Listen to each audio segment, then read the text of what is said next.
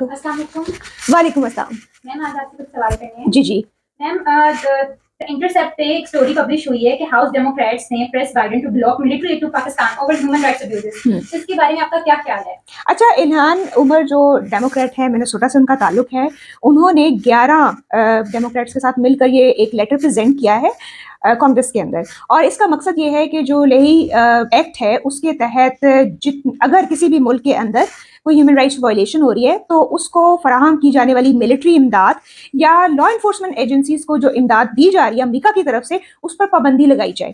تو یہ اس کا مقصد یہ ہے کہ ابھی فی الحال آپ دیکھ رہی ہیں کہ پاکستان میں بھی پی ٹی ایم کے خلاف اور بھی کچھ آرگنائزیشنز ہیں، ان کے خلاف ایک کریک ڈاؤن شروع ہوا ہے سیاسی جماعت کے خلاف.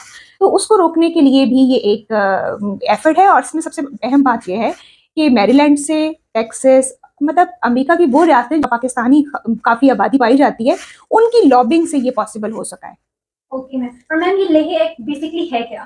اچھا، یہ کسی بھی ملک کے اندر انکلوڈنگ پاکستان، جس طرح اس انٹرسیپٹ کی جو سٹوری ہے وہ یہ بھی مینشن کرتی ہے کہ سعودی عربیہ کے اندر یا یو اے کے اندر بھی جو بھی ہیومن رائٹس وائلیشن ہو رہی ہے اور جو لوگ کر رہے ہیں، جو بھی لا انفورسمنٹ ایجنسی کر رہی ہے، فار ایگزامپل اگر رینجرز کر رہی ہے، پولیس کر رہی ہے، یہاں پر کوئی اور ادارہ کر رہا ہے، تو ان کو جو امداد دی جاتی ہے اس کو اسٹاپ کیا جائے ایز اے جیسچر کہ U S is not supporting any human rights violation activity. تو بیسیکلی اس ایکٹ کے تحت یہ لیٹر جو ہے وہ لکھا گیا ہے. میم یہ صرف پاکستان پہ امپلائی ہوتی ہے یا دیگر ممالک میں؟ نہیں، یہ کسی بھی ملک کے اندر جو اس کو امریکہ امداد دیتا ہے اس کے اندر ایسا کچھ ہو رہا ہے تو اس کے اوپر یہ اپلائی ہوتا ہے. تو میم کیا اس لیٹر سے کوئی فائدہ ہوگا؟ اچھا، یہ لیٹر جو ہے یہ تو توجہ دلانے کے لیے ہے نا. تو اگر اس لیٹر کی بیس پہ کوئی پالیسی بناتا ہے کانگریس کہ واقعی ہی پاکستان میں جو ہو رہی ہے ہیومن رائٹس وائلیشن، وہ یہ ادارے کر رہے ہیں اور ان کو اتنی ہماری طرف سے امداد جا رہی ہے اور ہم اس امداد پر پابندی لگا رہے ہیں، تو اگر پالیسی بن جاتی ہے تو ہاں اس کا افیکٹ ہو سکتا ہے. لیکن ابھی صرف توجہ دلائی گئی ہے تھرو اے لیٹر. میم یہ ایک صحیح امپورٹنٹ قدم ہے.